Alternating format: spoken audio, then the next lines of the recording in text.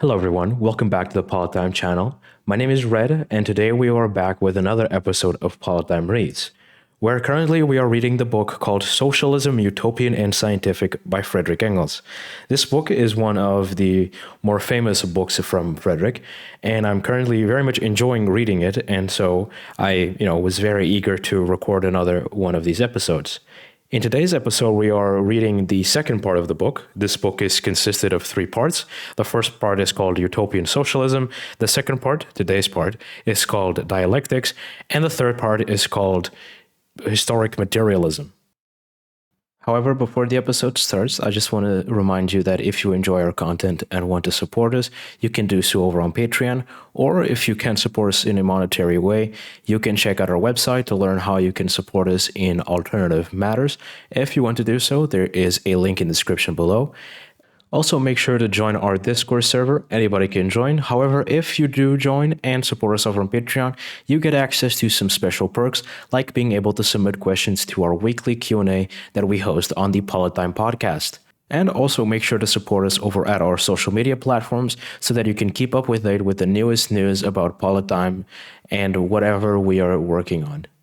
So, before we do start reading, I do have to give a little bit of context on what was said in the last episode. Of course, if you just finished watching it, that is not going to, this part is not going to really matter to you. But basically, after the first part, Engels talks about, there having been these three great men, being Saint Simon, Fourier, and, if I'm not mistaken, where is his name? Owen, a man called Owen. I can't remember his first name. Come on, where is it? Robert. I remember there was something starting with an R, but I couldn't remember his first name. But these were men who already, possessed socialist ideas, essentially. Ideas which, would then, of course, inspire the next generation of philosophers and thinkers. But at the end of the first part, Friedrich is basically saying that whilst these people had good ideas in sort of a vacuum or kind of, separate, they were just generally good ideas, but they weren't good enough. They were missing something very important, and that is why he kind of categorizes them as utopian socialists. These people who have kind of an utopian form of socialism, essentially. And at the last paragraph, which is a single sentence of the first part, is to make a science of socialism, it had first to be placed upon a real basis. So that is basically, now he's getting into the with the second part and the third part, he's going to get into the actual things that make socialism a scientific socialism rather than a utopian socialism. All right. Now we can start reading. So, part 2, Dialectics. In the meantime, along with and after the French philosophy of the 18th century, had arisen the new German philosophy, culminating in Hegel. Its greatest merit was the taking up against of dialectics as the highest form of reasoning. The old Greek philosophers were all born natural dialecticians, and Aristotle, the most encyclopedic of them, had already analyzed the most essential forms of dialectic thought. The newer philosophy, on the other hand, although in it also dialectics, had brilliant exponents. For example, Descartes and Spinoza had, especially throughout English influence, become more and more rigidly fixed in the so-called metaphysic mode of reasoning, by which also the French of the 18th century were almost wholly dominated, at all events in their special philosophical work. Outside philosophy, in the restricted sense, the French nevertheless produced the masterpieces of dialectic. We need only to call to mind Diderot's Le Nouveau des Rameaux and Rousseau's Discours sur l'origine et les fondements les égalités parmi les hommes. Pardon my French. Why is Engels making me read so much French? This is not being easy for me. Damn, I'm not good at French. This is harsh. We give here in brief the essential character of these two modes of thought. When we consider and reflect upon nature at large, or the history of mankind, or our own intellectual activity, we first see the picture of an endless entanglement of relations and reactions, permutations and combinations, in which nothing remains what, where, and as it was, but everything moves, changes, comes into being, and passes away. We see, therefore, at first the picture as a whole, with its individual parts still more or less kept in the background. We observe the movements, transitions, connections, rather than the things that move, combined, and are connected. This primitive, naive, but intrinsically correct conception of the world is that of ancient Greek philosophy, and was first clearly formulated by Heraclitus. Pardon my ancient Greek. Everything is and is not, for everything is fluid, is constantly changing, constantly coming into being and passing away. But this conception, correctly as it is, expresses the general character of the picture of the appearances as a whole, does not suffice to explain the details of which this picture is made up. And so long as we do not understand these, we have not a clear idea of the whole picture. In order to understand these details, we must detach them from their nature, special causes, effects, etc. This is primarily the task of natural science and historical research, branches of science which the Greek of classical times, on very good grounds, regulated to a subordinate position, they had first evolved to collect materials for these sciences to work upon. A certain amount of natural and historical materials must be collected before there can be any critical analysis, comparison, and arrangement in classes, orders, and species. The foundations of the exact natural sciences were therefore first worked out by the Greeks of the Alexandrian period, and later on in the Middle Ages by the Arabs. Real natural science dates from the second half of the 15th century, and henceforth onward it had advanced with constantly increasing rapidity. The analysis of nature into its individual parts, the grouping of the different natural processes and objects in definite classes, the study of the internal autonomy of the organized bodies in their manifold forms. These were the fundamental conditions of the gigantic strides in our knowledge of nature that have been made during the last 400 years. But this method of work has also left us as a legacy the habit of observing natural objects and processes in isolation, apart from their connection with the vast whole, of observing them in repose, not in motion, as constraints, not as essential variables, in their death, not in their life. And when this way of looking at things was transferred by Bacon and Locke from natural science to philosophy, it begot the narrow metaphysical mode of thought peculiar to the last century. To the metaphysicians, things and their mental reflexes, ideas, are isolated, are to be considered one after the other and apart from each other, are objects of investigation fixed, rigid, given once for all. He thinks in absolutely irreconcilable antitheses. His communication is yeah, nay, nay. For whatsoever is more than these cometh of evil. For him, a thing either exists or does not exist. A thing cannot at the same time be itself and something else. Positive and negative absolutely exclude one another. Cause and effect stand in a rigid antithesis, one to the other. At first sight, this mode of thinking seems to us very luminous, because it is what of so-called sound common sense. Only sound common sense, respectable fellow that he is, in the homely realm of his own four walls, was very wonderful adventures directly he ventures out into the wide world of research. and the metaphysical mode of thought, justifiable and necessary as it is in a number of domains, whose extent varies according to the nature of the particular object of investigation, sooner or later reach a limit beyond which it becomes one-sided, restricted, abstract, lost in insoluble contradictions.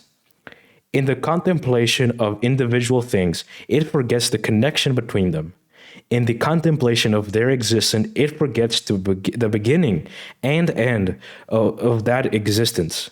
Of their repose, it forgets their motion. It cannot see the woods for the trees. For everyday purposes, we know and can say, for example, whether an animal is alive or not. But upon closer inquiry, we found that it is, in many cases, a very complex question, as the jurists know very well. They have congealed their brains in vain to discover a rational limit beyond which the killing of the child in its mother's womb is murder. It is just as impossible to determine absolutely the moment of death, for sociology proves that death is not an instantaneous, momentary phenomenon, but a very protracted process. In like manner, every organized being is every moment the same and not the same. Every moment it assimilates matter supplied from without and gets rid of other matter. Every moment some cell of its body die and other build themselves anew. In a longer or shorter time, the matter of its body is completely renewed and is replaced by another molecule of matter, and so that every organized being is always itself and yet something other than itself. Further, we find upon closer investigation that the two poles of an antithesis, positive and negative, for example, are the inseparable as they are opposed, and that despite all their opposition, they mutually interpolate. And we find in like manner that cause and effect are conceptions which only hold good in their application to individual cases. But as soon as we consider the individual cases in their general connection with the universe as a whole, they turn into each other, and they become confounded when we contemplate that the universal action and reaction in which causes and effects are internally changing places, so that what is effect here and now will be the cause there and then, and vice versa. None of these processes and modes of thought enters into the framework of metaphysical reasoning. Dialectics, on the other hand, comprehends things and their representation, ideas in their essential connection, concatenation, motion, origin, and ending. Such processes as these mentioned above are, therefore, so many corroborations of its own method of procedure. Nature is the proof of dialectics, and it must be said for modern science that it has furnished this proof with a very rich materials, increasing daily, and thus has shown that, in the last resort, nature works dialectically and not metaphysically, that she does not move in the internal oneness of a perpetually recurring circle, but goes through a real historical evolution. In this connection, Darwin must be named before all others. He dealt the metaphysical conception of nature the heaviest blow by his proof that all organic beings, plants, animals, and man himself are the products of a process of evolution going on through millions of years. I mean, billions of years is correct too. But the neutralists who have learned to think dialectically are few and far between, and this conflict of the result of discovery with perceived modes of thinking explains the endless confusion now reigning the theoretical natural science, the despair of teachers as all learners, of authors and writers alike. An exact representation of the universe, of its evolution, of the development of mankind, and of the reflection of this evolution in the minds of men, can therefore only be obtained by the methods of dialectics, with its constant regard to the innumerable actions and reactions of life and death, of progressive or retrogressive, that's the word, there you go, changes. And this spirit, the new German philosophy has worked. Kant began his career by resolving the stable solar system of Newton and its internal duration, after the famous initial impulse had once been given, into the result of the historical process, the formation of the sun and all of the planets out of a rotation, nebulous mass. From this, he at the same time drew the conclusion that, given this origin of the solar system, its future death followed of necessity. Its future death followed of necessity. His theory, half of a century later, has established the mathematically Laplace, weird name, and half a century after that, the spectroscope proved the existence in space of such incandescent masses of gas in various stages of condensation. This new German philosophy culminated in the Hegelian system. There you go. In this system, and herein is its great merit. For the first time, the whole world, natural, historical, intellectual, is represented as a process, i.e., as the constant motion, change, transformation, development, and the attempt is made to trace out the internal connection that makes a continuous whole of all this movement and development. From this point of view, the history of mankind no longer appeared as a wild whirl of senseless deeds of violence, all equally condemnable at the judgment seat of mature philosophic reason and which are best forgotten as quickly as possible, but as a process of evolution of mankind himself. It was now the task of the intellectual to follow the gradual march of this process throughout all devious ways, and to trace out the inner law running through all its apparently accidental phenomena. That the Hegelian system did not solve the problem it propounded is here immaterial. Its epoch-making merit was that it propounded the problem. This problem is one that one single individual will ever be able to solve.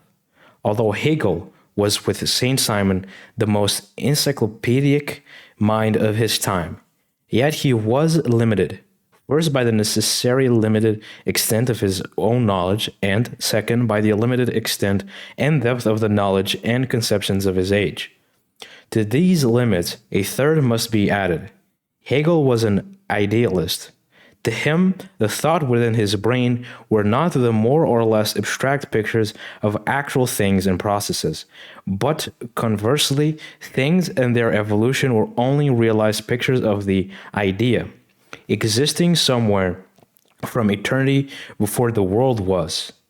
This way of thinking turned everything upside down and completely reversed the actual connection of things in the world.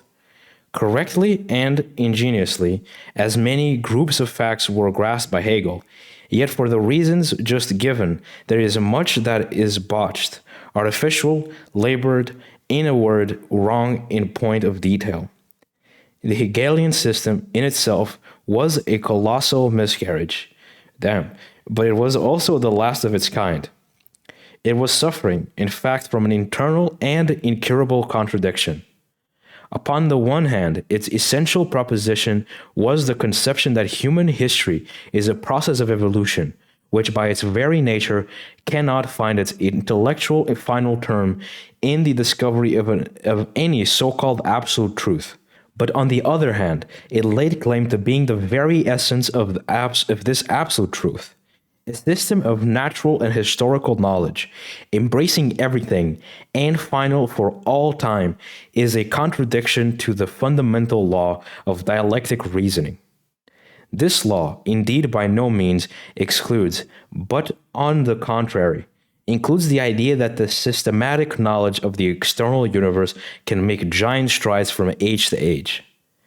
The perception of the fundamental contradiction in German idealism led necessarily back to the materialism, but nota bene, not sure what that means, not the simply metaphysical, exclusively mechanical materialism of the 18th century.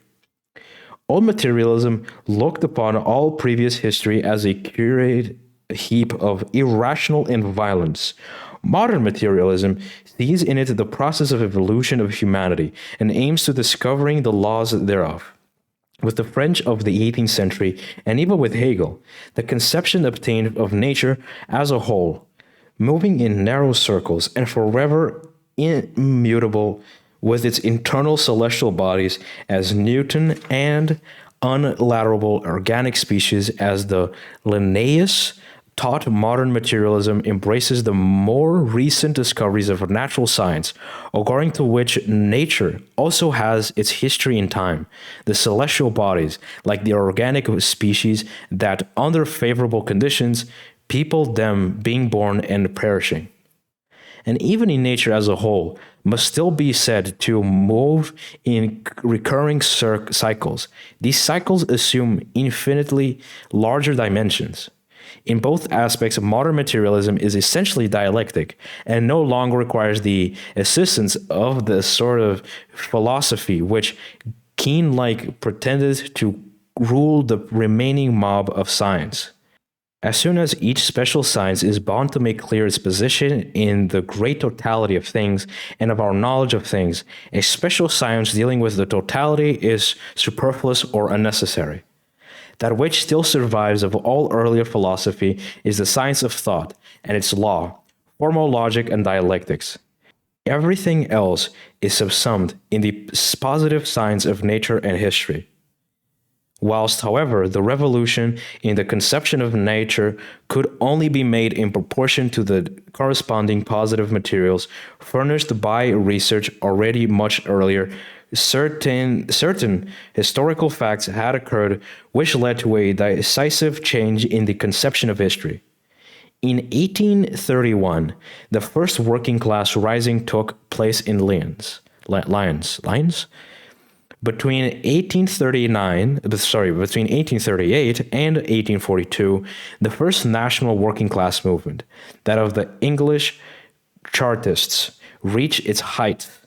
The class struggle between proletariat and bourgeoisie came to the front in history of the most advanced countries in Europe, in proportion to the development, upon the one hand, of modern industry, upon the other, of the newly acquired political supremacy of the bourgeoisie. Facts more and more strenuously gave the lie to the teaching of bourgeois economy as the identity of the interest of capital and labor, as to the universal harmony and universal prosperity that would be the consequence of unbridled competition. All these things could no longer be ignored, any more than the French and English socialism, which was their theoretical, though very imperfect expression. But the old idealist conception of history, which was not yet dislodged, knew nothing of class struggle based upon economic interests, knew nothing of economic interests. Production and all economic relations appeared in it only as incidental, subordinate elements in the history of civilization. The new facts made imperative a new examination of all past history. Then it was seen at all past history, with the exception of its primitive stages, was the history of class struggle. That these warning classes of society are always the products of the modes of production and of exchange. In a word, of the economic conditions of their time. That the economic structure of society always furnishes the real basis, starting from which we can alone work out the ultimate explanation of the whole superstructure of juridical and political institutions, as well as the religious, philosophical, and other ideas of a given historical period. Hegel was freed history from metaphysic.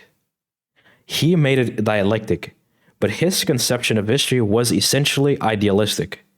But now idealism has driven from its last refuge, the philosophy of history.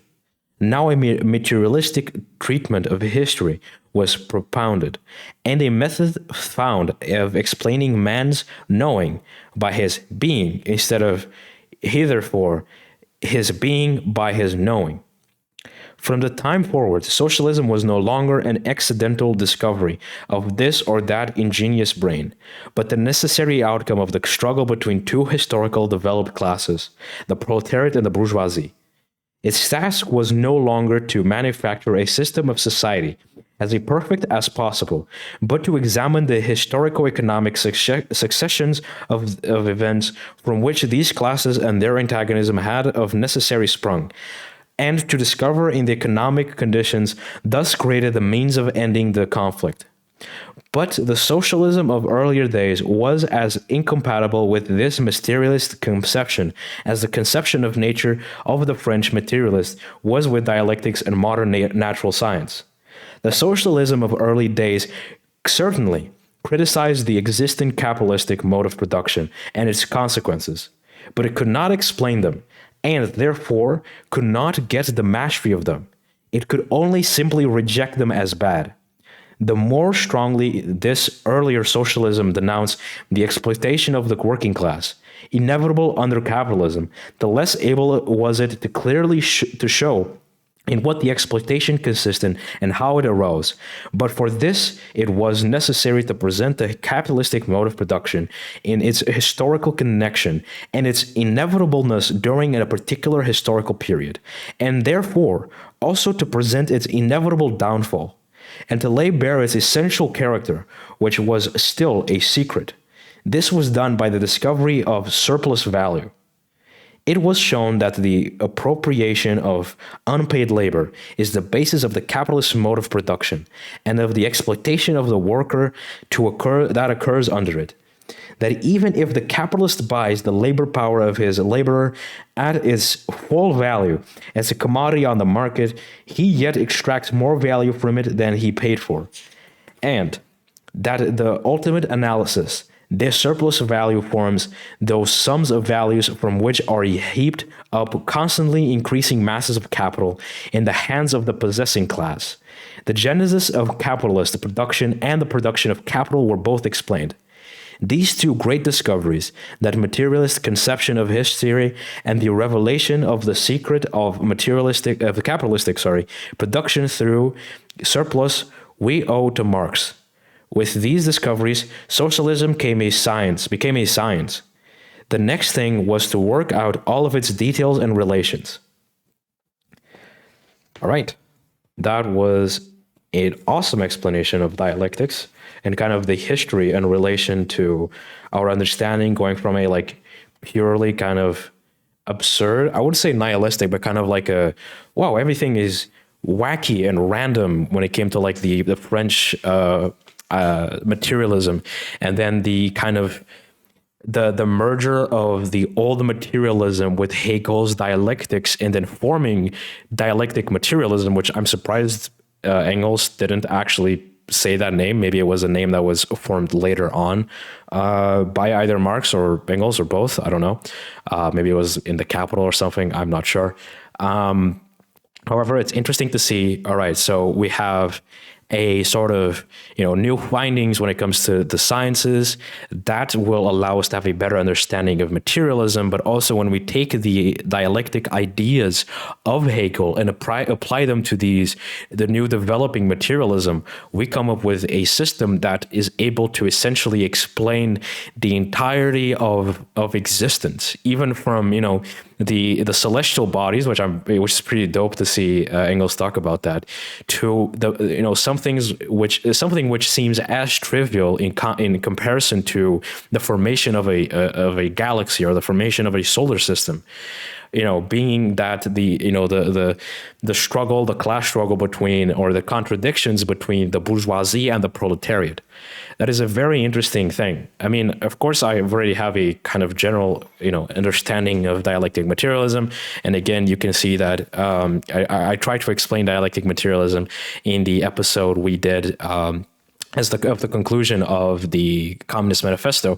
But of course, it isn't as deep or as profound, after, before reading this book. But it's very interesting, how Engels tries to show that, Hegel was onto something, but his idealistic understanding of life was inherently flawed. And he used kind of a harsh term too, which was pretty funny. Let me see if I can find it. That I even went damn, the Hegelian system in itself was a colossal miscarriage, but also it was the last of its kind. Damn, you didn't have to go that hard at Engels. God damn. But it's a very interesting, kind of explanation of dialectics and kind of the evolution, to come to dialectic materialism. And it's also interesting to see that Engels credits Marx, his closest friend, at the end of the book, to saying that he is to be credited to kind of our understanding of the analysis of history, or historical materialism, which is the next part to Marx. And that essentially, from his learning from Hegel, because I believe that, if I remember correctly, Marx was a student of Hegel. I don't think it was in a literal sense, but he, studied Hegel. And that, taking his understanding of then dialectics, and then, seeing the sciences, and even himself, Marx, from what I've heard, was a big fan of Darwin, and he, lived around the same time. We get an understanding that he, developed the analysis, the historical materialism, the science, the analytic science that allows us to recognize the development of human society. And that's very interesting. That's a very, this chapter, or this part, allows us to understand that. Of course, the next part actually gets into the actual, into actually explaining historic materialism. It's a very large part. It's what, like 40 pages. So expect episode 3 to be very long. Unlike the last episode, which was 40 minutes, this one is going to be, a little bit over half an hour. The next episode is probably going to be around like an hour and a half, or maybe less. I'm not sure, but it's going to be very interesting to get into the last actual part of it, and seeing seeing Engels explain what historic materialism is, and getting, more into explaining how it functions and how we can apply it into understanding, the development of history. And that's very interesting, because then when we pair that together, for example, with the last book that I read, the Techno-Feudalism by Yanis, we can see, Yanis himself, applying historical materialism to understand the development of capitalism, and how it eventually leads into a new understanding, a new system, which, has a very different structure, as he explains. And it's very interesting, to see these sort of different, I don't know, I find it fascinating to read these books.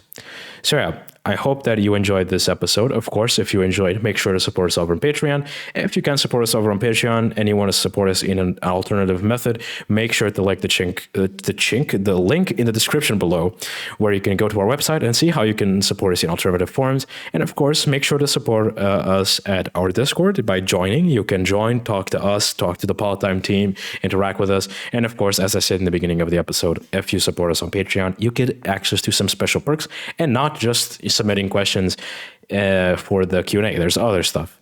So do that. And of course, go follow us over our social media platforms, so that you can keep up to date with, for example, the newest books we are planning to read, or the new books that I acquired.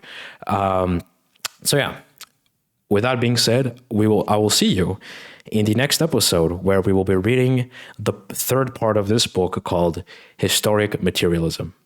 Goodbye, everybody.